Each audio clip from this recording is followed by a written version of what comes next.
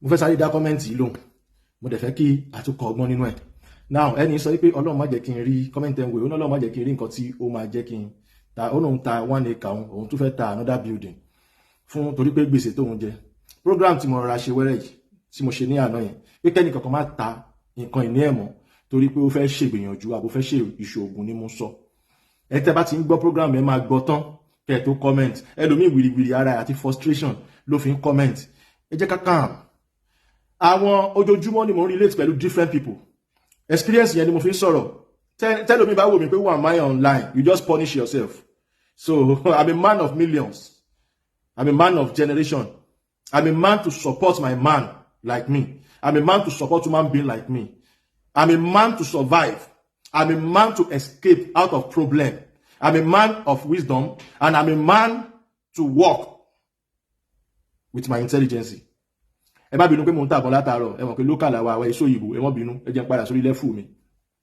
Tí n bá ń sọ fún yín pé ẹlòmíì wá sọ́dọ̀ mi ẹlòmíì pè mí ẹlòmíì fẹ́ gbé ìṣòògùn fún mi mo wá ń wò pé explanation tí ẹni yìí ṣe tó lóun ti ta ilé méjì torí issue tóun ní ó lóun ti ta ilé mẹ́ta torí issue tóun ní ọmọ Yorùbá bíi tèmi brother mi tó yẹ kó mọ fún mi lówó yóò wá ta property ẹ̀ torí pé òun fẹ́ ṣoògùn oògùn wo ló fẹ́ ṣe kí ló ń ṣe yín lágọ̀ọ́ ara tó wá di pé issue yẹn máa wá tó pé kẹ́ ẹ máa ná 20, 30, 40 million.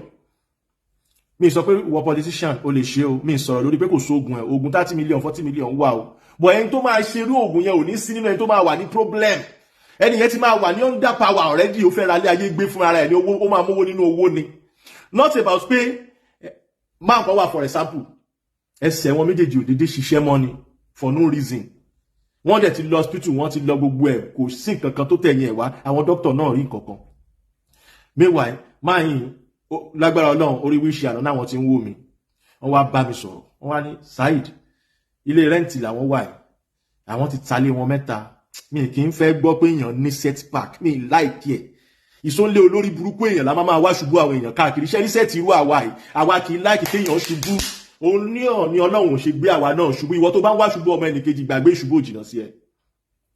mo wá ní sàkílẹ̀ ta ilé yín fún wọ́n ní àwọn wọ́n ní màálù oríṣiríṣi ti lọ àgbò oríṣiríṣi ti lọ kíní kan oríṣiríṣi lọ mo nílé lórí ẹsẹ̀ yìí ni màálù lọ lé lórí àbí ẹ̀ ń ṣe patí ok ẹ fún mi lórúkọ yín ẹ fún mi lórúkọ ìyá yín máa gba 10,000 náà bá fún mi mo bá béèrè torí mo mọ abéèrè mo lè ṣàlàyé nǹkan báyìí lẹ́ máa lò sáà àbúrò wọn obìnrin ló wá bá mi bí torí mo ní kọ́ máa mo ní mi ní sẹ́ndì ẹ̀ sí wọn torí issue wọn ó yàtọ̀ tí n bá fẹ́ kéèyàn rí mi màá jẹ́ kó rí mi tí n bá fẹ́ kéèyàn rí mi mi kì í fẹ́ kéèyàn súnmọ́ mi wá bíbá yìí o máa ń shift ọjà yàn fún yàn ní port situation máa yẹn he was crying ẹlẹ́ran ara bíi tèmi I can't because of pé mo wà into tradition kí wọ́n sọ pé kéèyàn lọ bí mo fẹ́ gbà ẹ́ sílẹ̀ tó o bá lówó tó o fẹ́ fi ṣègbìyànjú fine tó o bá ti ní òní náà nìyẹn àtẹni tó ń ṣoògùn fún yàn àtẹni tó ń ṣoògùn fún abẹ́ Elédùmarè ní gbogbo wa wà. So nobody is special. I'm the only one that I can tell you. Share this one. Call on Baby Feresi. But share me 10 way. Me 10 way. Me I don't get one work yo. I don't get one work. I don't shop this money yo. So ẹ gbàgbé. Ọlọ́run Baby Feresi o. Àwọn èèyàn ra o. But not only here. Mo jẹ́ kó rí mi pé gan gidi because mo nífẹ̀ẹ́ àti sòótọ́ ọ̀rọ̀ fún yín. Ó wá gbà gbogbo nǹkan tí wọ́n wá rà. Nǹkan tí ò wọ́ ju 850 lọ ni. Owó wọn ò pé but pẹ̀lú condition tán wà mo ṣáà tà pé nǹkan tẹ́ nídìí lélẹ̀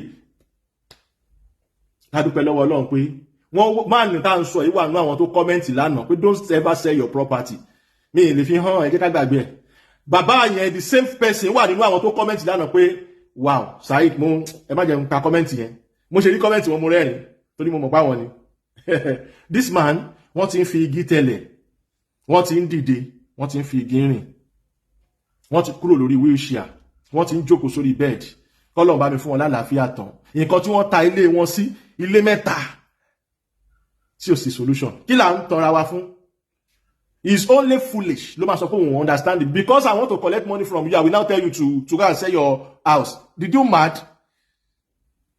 can't jẹ́ ká ṣí ọpọlọ wa ni ìwọ tó lọ yálápò tó wá jẹ gbèsè tó ta ilé ẹ̀mí ò bẹ́ẹ̀ wí I'm talking spiritually I don't talking about your life ẹni tó bá lọ yáwó ló mọ̀ ní tó ń fi lọ yáwó ìyẹn kọ́ ni mò ń sọ so please try to be listening to my words before kẹ́ tó comment oye I'm just mo kàn like pé okay o tí bá fẹ́ máa fi hàn ṣe jẹun ó ti lọ fà ilox àti yapa nínú compound mi and I have the opportunity because I have rich people.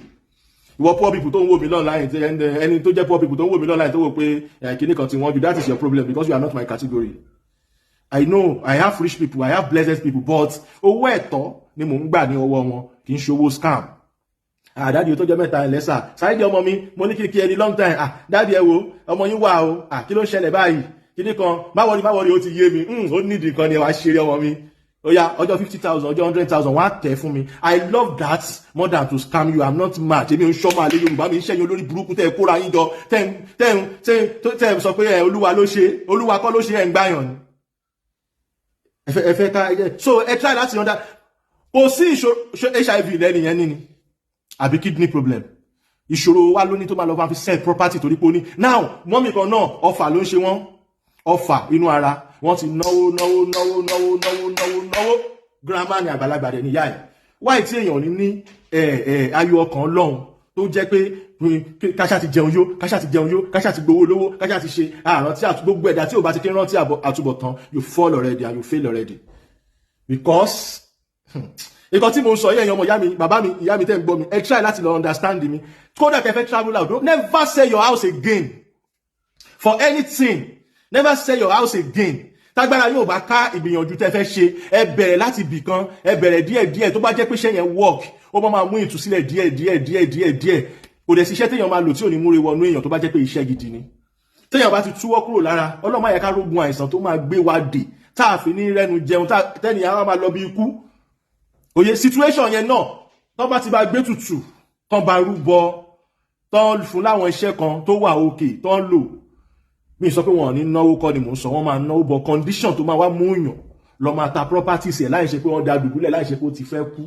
òun ni mò ń try láti sọ gbogbo àwọn tó make a complaint yìí wọn ò dá dùbúlẹ̀ nǹkan dàrú fún wọn ni o wọ́n dẹ̀ fẹ́ tutù tí nǹkan bá dàrú fún yàn tó bá fẹ́ tutù ìràpadà ló máa lọ straight I'm not a kid on this game. Ó yá ìràpadà àtúwọ́ ẹ̀yọ́nú àgbà ìmùlẹ̀ àgbà aṣínà ọ̀la aṣínà orí ẹ̀yọ́nú owó ẹ̀yọ́nú ajé. That is why you want to sell your house. Rajesara stroke, back to sender. That is why you want to sell your house. Abi, what are you talking to me? Oh yeah, ẹ máa kà fún mi. Ẹ̀rọ àṣàsí, ẹ̀rọ ìjákulẹ̀, ẹ̀rọ ìkórìíra. That's why you want to sell your house. Abeg comot. If you like listen, if you like not listen. Ẹ lọ máa ta ilé yín, kẹ́ lọ máa kó fún wòlíì, babaláwo, àfáà, káwọn yẹn lọ máa fi yín bìsà. Kẹ́ wá jókòó síbẹ̀. They sell your property because of problem. Tell me the reason why you want to sell your property. Mugun.